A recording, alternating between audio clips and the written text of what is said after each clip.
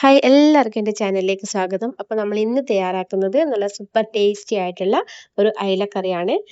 ഇത് നല്ല അടിപൊളി ടേസ്റ്റ് ആണ്. അപ്പം നിങ്ങൾ എല്ലാവരും ഉണ്ടാക്കി നോക്കണം. നിങ്ങൾക്കിത് നന്നായിട്ട് ഇഷ്ടപ്പെടും. അപ്പോൾ നമുക്ക് വേഗം തന്നെ ഉണ്ടാക്കാനായിട്ട് തുടങ്ങിയാലോ.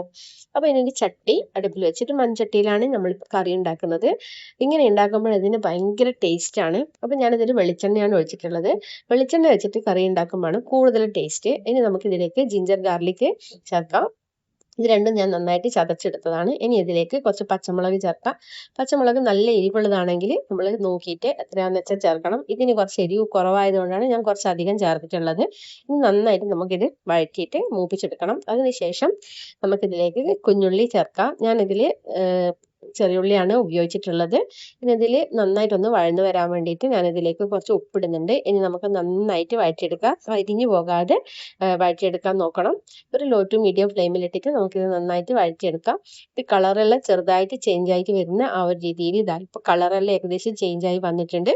ഇനി ഇത് നമുക്ക് ഇതിലേക്ക് മസാലകളെല്ലാം ചേർക്കാം, പൗഡറെല്ലാം ചേർക്കാം. അപ്പോൾ ഇത് ഞാൻ ആദ്യം തന്നെ ഒരു 1/4 ടീസ്പൂൺ മഞ്ഞൾപ്പൊടി ചേർക്കുന്നുണ്ട്. ഇനി ഇതിലേക്ക് ഒരു 3-4 ടീസ്പൂണ് മുളക് പൊടി ചേർക്കുന്നുണ്ട്. ഇപ്പൊ കാശ്മീരി ചില്ലിയാണ് ചേർക്കുന്നതെങ്കിൽ ഒരു 4-5 ടീസ്പൂൺ ചേർത്താലും കുഴപ്പമില്ല. ഇത് നല്ല എരിവുള്ള മുളകായതുകൊണ്ട് ഞാനൊരു 3 ടീസ്പൂണാണ് ചേർത്തിട്ടുള്ളത്. ഇനി നമുക്കിത് നന്നായിട്ട് വഴറ്റി കൊടുക്കാം. ഈ പൊടികളെല്ലാം നമ്മൾ ചേർത്ത് വഴറ്റുന്ന സമയത്ത് നമ്മൾ ലോ ഫ്ലെയിമിൽ വേണം വെക്കാൻ. അപ്പം നന്നായിട്ട് ഒന്ന് വഴറ്റി കൊടുത്തിട്ടുണ്ട്. ഇനി നമുക്കിതിലേക്ക് വേഗം തന്നെ തക്കാളി ചേർക്കാം. തക്കാളി ഞാൻ 2 മീഡിയം സൈസ് തക്കാളിയാണ് മുറിച്ചെടുത്തിട്ടുള്ളത്.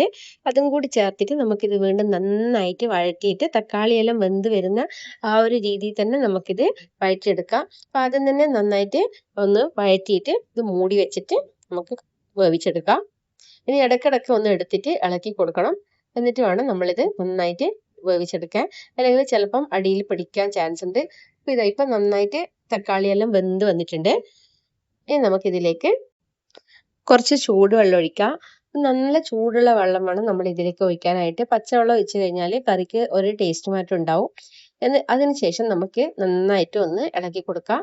ഇനി നമുക്ക് ഇതിലേക്ക് പുളിവെള്ളം ചേർക്കണം. അപ്പം ഒരു നെല്ലിക്കയുടെ വലുപ്പത്തിൽ ഞാൻ പുളി പുതിർത്ത് വെച്ചിട്ടുണ്ടായിരുന്നു. അതിൻ്റെ വെള്ളം കൂടി ഞാനിപ്പോൾ ഇതിലേക്ക് ഒഴിക്കുന്നുണ്ട്. എന്നിട്ട് നന്നായിട്ട് നമുക്ക് ഇളക്കി കൊടുക്കാം. അതിനുശേഷം നമുക്ക് കുറച്ച് കറിവേപ്പില ചേർക്കാം. കറിവേപ്പില നമ്മളെ കയ്യിൽ കൂടുതലുണ്ടെങ്കിൽ നല്ലോണം കറിവേപ്പില ചേർക്കാം. ഇപ്പം എൻ്റെ കയ്യിൽ കുറച്ച് കുറവായതുകൊണ്ടാണ് ഞാനിപ്പോൾ ഇത്ര ചേർത്തത്. എന്നിട്ട് ഇതിപ്പോൾ നന്നായിട്ട് തിളച്ച് വന്നിട്ടുണ്ട്. അപ്പോൾ എല്ലാം വന്ന് കഴിഞ്ഞ ശേഷമാണ് നമ്മൾ ഇതിലേക്ക് മീൻ ഇടുന്നത്.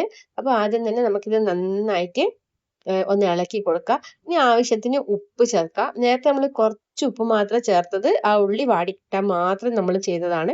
അപ്പോൾ അതിനുശേഷം നമുക്കിതിലേക്ക് ഉപ്പിട്ട് നന്നായിട്ട് മിക്സ് ചെയ്യുക. ഇനി നമുക്കിതിലേക്ക് ഒരു 2 ടീസ്പൂണ് കുരുമുളക് ചേർക്കാം. കുരുമുളകും കൂടി ചേർത്ത് നന്നായിട്ട് ഒന്ന് ഇളക്കി കൊടുക്കുക. അതിനുശേഷം നമ്മൾ നേരത്തെ മുറിച്ച് വെച്ചിട്ടുള്ള അയില ഇതിലേക്ക് ഇടാം. അയില കഷ്ണം ഞാൻ നേരത്തെ മുറിച്ച് നല്ല ക്ലീൻ ആക്കി വെച്ചിട്ടുണ്ടായിരുന്നു. അപ്പോൾ അത് ഇതിലേക്ക് ഇടാം. എന്നിട്ട് നമുക്കിത് നന്നായിട്ട് കുക്ക് ചെയ്തെടുക്കണം. അതും മീഡിയം ടു ലോ ഫ്ലെയിമിൽ ഇട്ടിട്ട് വേണം നമ്മളിത് കുക്ക് ചെയ്തെടുക്കാനായിട്ട്. ഞാനിപ്പോൾ അയില കഷ്ണം 2 പീസേ ആക്കിയിട്ടുള്ളൂ. കൂടുതൽ കഷ്ണം വേണ്ടവർക്ക് കൂടുതൽ കഷ്ണം ഉണ്ടാക്കാം. അതിനുശേഷം ഞാൻ കുറച്ചുകൂടി കറിവേപ്പില ഇട്ടിട്ടുണ്ട്. ഇനി ഇത് മീൻ ഇളകി പൊട്ടിപ്പോകാതെ നമുക്കിത് കുക്ക് ചെയ്തെടുക്കണം. ഇതുപോലെ നന്നായിട്ടൊന്ന് മൂടി വെക്കുക. എന്നിട്ട് മീഡിയം ടു ഹൈ ഫ്ലെയിമിൽ ഇട്ടിട്ട് നമുക്കിത് നന്നായിട്ട് കുക്ക് ചെയ്തെടുക്കുക. ഇതിൽ കയ്യിലിട്ടിട്ട് കൂടുതൽ ഇളക്കിക്കൊണ്ടിരിക്കുമ്പോൾ ചിലപ്പോൾ മീൻ പൊട്ടിപ്പോകും. അപ്പോൾ അതുകൊണ്ട് ഇതുപോലെ ഒരു തുണി എടുത്തിട്ട് ഇങ്ങനെ പിടിച്ചിട്ട് ചെറുതായിട്ട് ഒന്ന് ഇളക്കി കൊടുത്താൽ മതി. അപ്പോൾ മീൻ പൊട്ടിപ്പോകാണ്ട് നല്ല അടിപൊളിയായിട്ട് കിട്ടും. നന്നായിട്ട് വെന്തിട്ടുണ്ട് മീൻ. ഇനി നമുക്ക് ഇതിൻ്റെ മുകളിലേക്ക് കുറച്ച് വെളിച്ചെണ്ണ ഒഴിച്ചു കൊടുക്കാം. വെളിച്ചെണ്ണ കൂടി ഒഴിക്കുമ്പോൾ ഇതിൻ്റെ ടേസ്റ്റ്, പച്ച വെളിച്ചെണ്ണയാണല്ലോ നമ്മളിപ്പോൾ ഇതിൽ ഒഴിക്കുന്നത്. അപ്പോൾ അതിൻ്റെ ടേസ്റ്റ് പറയാൻ പറ്റില്ല. അത്രയ്ക്ക് നല്ല അടിപൊളി ടേസ്റ്റ് ആണ്. ഇനി വേഗം തന്നെ നമുക്ക് ഈ ഗ്യാസ് ഓഫ് ചെയ്യാം. നമ്മുടെ കറി റെഡി ആയിട്ടുണ്ട്. നല്ല അടിപൊളി ടേസ്റ്റി ആയിട്ടുള്ള ഈ അയിലക്കറി നിങ്ങളെല്ലാവരും ട്രൈ ചെയ്ത് നോക്കണം. നിങ്ങൾക്ക് വീഡിയോ ഇഷ്ടമായാൽ ലൈക്ക് ചെയ്യാനും കമൻറ്റ് ചെയ്യാനും ഷെയർ ചെയ്യാനും മറക്കരുത്. അതുപോലെ തന്നെ ചാനൽ സബ്സ്ക്രൈബ് ചെയ്യാനും മറക്കല്ലേ. അപ്പോൾ നമുക്ക് അടുത്ത വീഡിയോയിൽ കാണാം. ബൈ.